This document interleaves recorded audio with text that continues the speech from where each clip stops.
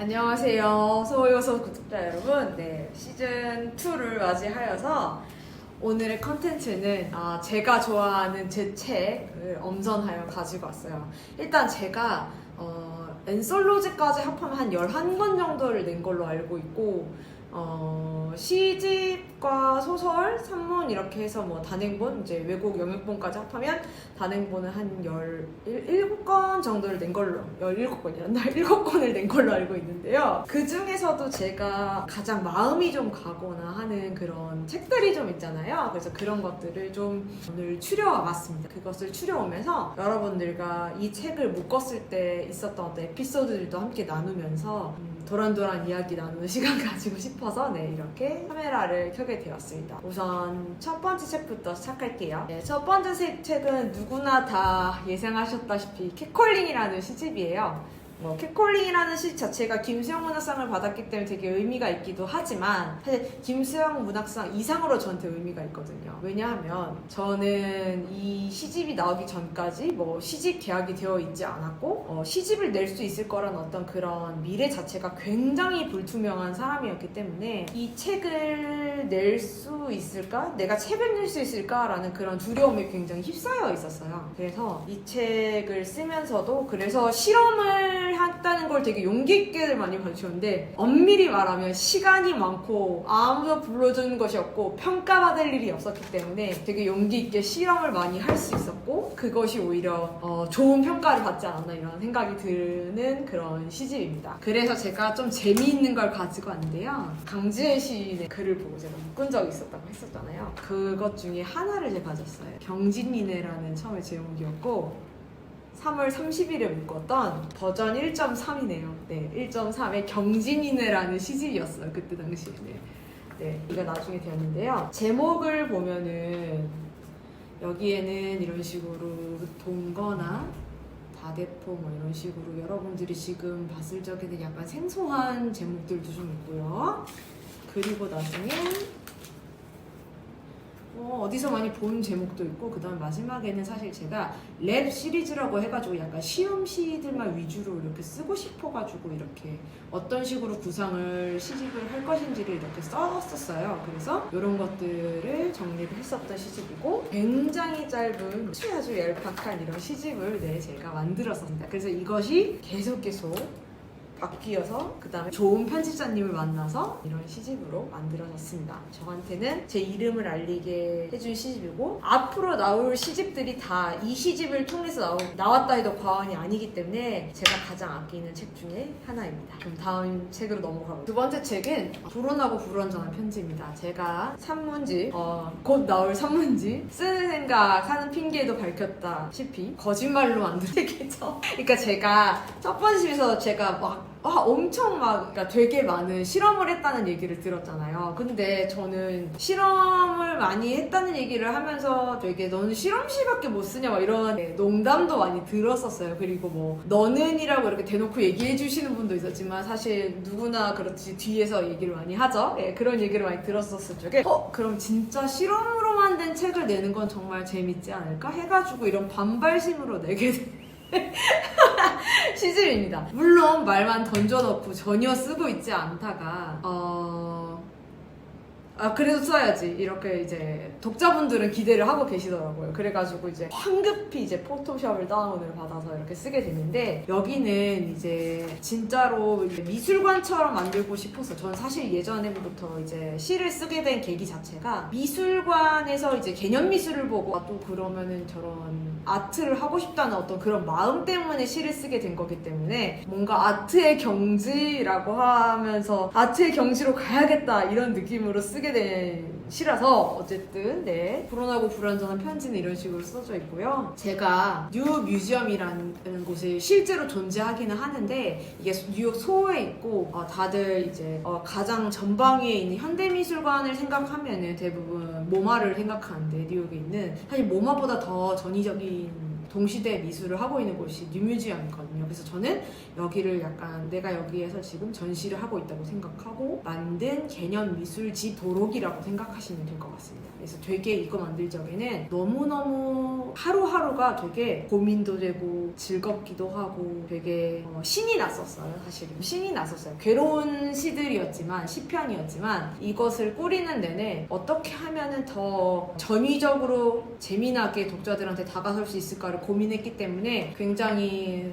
즐거웠던 작업이었습니다. 그 다음은 앞선 두 개의 시집보다는 그다지 사랑을 받지 못했던 시집이긴 한데요. 저는 진짜 근데 이 시집을 정말 너무 사랑하거든요. 저의 세 번째 시집 홈 스위트 홈입니다. 홈 스위트 홈이란 시집은 제가 굉장히 오래전부터 구상해왔던 시집이고 제가 사실 시집이라는 것 자체를 되게 반발과 반발로 시를 쓰는 편이에요. 예를 들면 이거는 그냥 너 왜 이렇게 너 시 왜 이렇게 촌스러워? 이래서 쓰게 된 게 그래? 진짜 촌스러움을 보여주지 해서 쓴 게 이거라면 그 다음에 왜 이렇게 실험을 많이 써? 해서 실험을 보여주지 해서 이렇게 쓰고 그랬더니 너 이제 실험만 써? 이래가지고 그럼 진정한 이야기를 보여주지 해서 이렇게 쓰게 된 거란 말이에요. 근데 어떻게 보면 독자분들은 배신감이 들었을 수도 있을 거라고 생각이 좀 들기도 했었어요. 왜냐면은 어쨌든 김치찌개를 잘하는 김치찌개를 한 걸 하니까 아까 좀 슬펐겠다 이런 생각이 좀 들기도 했지만 근데 저는 이것을 쓰면서 되게 꼭 해야만 하는 말이었다라는 생각을 했었었고 앞선 시집들보다는 많이 사랑받지 못했지만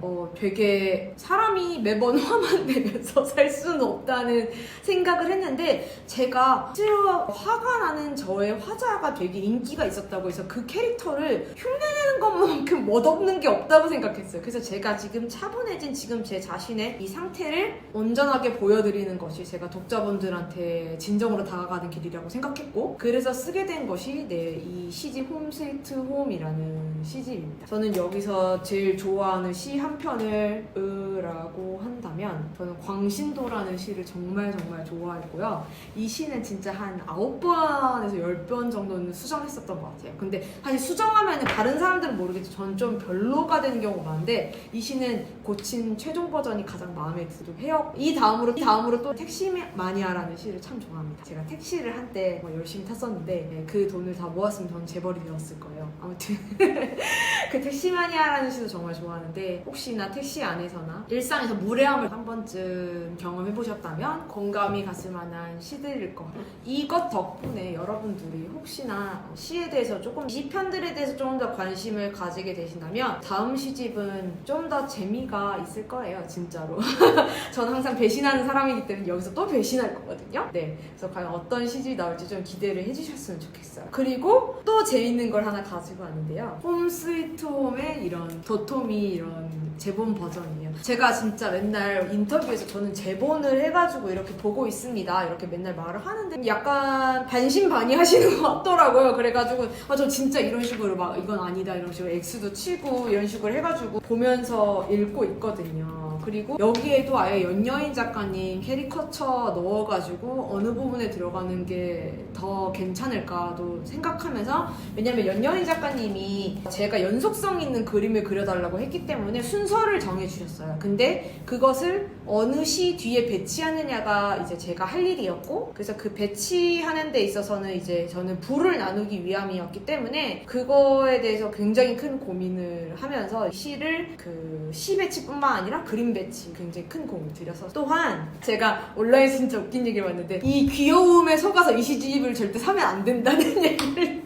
들은 적이 있었어요. 그리고 제가 또 들었던 게 이제 문학가 지성서가 MZ세대를 겨냥하는 캐리커처를 보여주고 있다 이렇게 하는데 너무 당연한 게 가장 힙하고 제가 정말 좋아하는 동생 하양지 작가가 그린 그림이거든요. 제가 뭣도 아니었을 때 제가 학생이었을 적에 문학을 생각지도 않았을 적에 그때 하양지 작가 제가 얘기를 했었어요. 내가 만약에 문학과 정서에서 시집이 나오면 그때도 하양지 작가 웹툰 작가 아니었거든요. 너가 그림을 그려주겠니? 이랬더니 하양지 작가가 알겠다고 그랬어요. 그래가지고 제가 문지에서 딱 계약한 날 전화를 바로 딱 때려가지고 그 하인 작가 보면 예술이거든요. 그림 그릴 준비해. 나 문학과 신설 계약했어. 막 이러면서 하고 그림을 이렇게 봤는데 그 그림을 받은 날이 또 하필 그래도 문학과 지정사에서 그 자리에서 이렇게 샘플이 왔는데 이 중에서 뭐가 제일 마음에 드세요? 이래가지고 그때 편집장님이 김필균 편집장님이 요게 예뻐요 이렇게 말씀해 주셨던 그 기억이 나요. 그래서 그런 식으로 이렇게 모든 것들이 착착착 맞아서 가장 오랫동안 어쩌면 가장 오랫동안 준비한 시집은 사실 이게 아니었을까라는 생각이 들어서 이 시집을 가지고 오게 되었습니다. 그럼 마지막으로 제가 시집만 아끼는 건 아니거든요. 사실 저는 시인이기 때문에 당연히 시집을 아끼고 시로서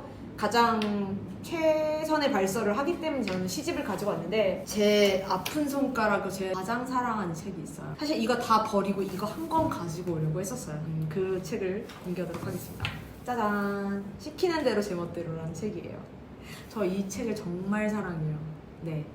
아마 이번에 나오게 될 민음사 매일과 영원 시리즈도 좋아하게 될 것 같지만 저는 이 책을 정말 열심히 썼고 정말 좋아하거든요. 그래서 이걸 왜 좋아하냐고 묻는다면 진짜 그 어느 것 하나 힙하지 않은 지점이 없어요. 만약 이렇게 삐뚤빼뚤 쓰인 글씨부터 체크해서 이 표지에 제윤호 낙하님의 작품까지 그리고 여기 사이사이에 들어가는 어떤 제 진짜 실제 경진이의 뭐 일기, 막 동시들 이런 것들이 진짜 어느 것 하나 진짜 정말 편집에 정말 심혈을 다 기울였고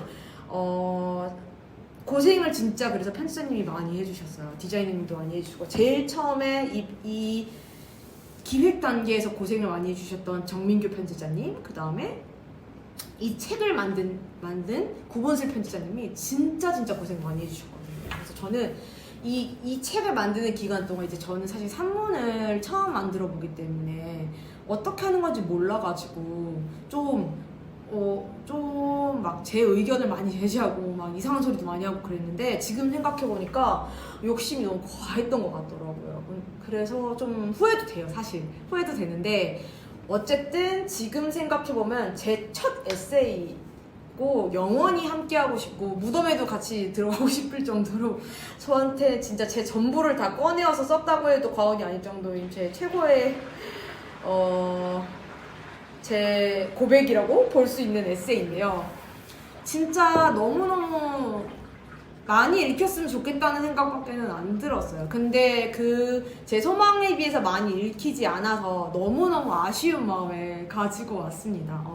한번 지나가다가 서점에 혹시 이 책이 보이면 한 번쯤 살펴봐 주세요. 서점이 아니더라도 뭐 도서관에서라도 한 번만 살펴봐 주세요. 이거 좀 웃긴 얘기인데 온라인에서 막 국수템 이래가지고 막 저는 막 진짜 퉁퉁 불어 말아 먹었다는 뜻인 줄 알고 엄청 슬퍼하고 책도 망하고 내 글도 망했다는 얘기구나 이러면서 막 슬퍼했는데 알고 보니까 후루룩 잘 읽힌다는 뜻이라고 하더라고요. 그만큼 가독성에 제가 진짜 자부할 수 있거든요. 그래서 넷플릭스가 유행인 요 시대에 한 번만 읽어주셨으면 좋겠다는 마음으로 가지고 왔습니다.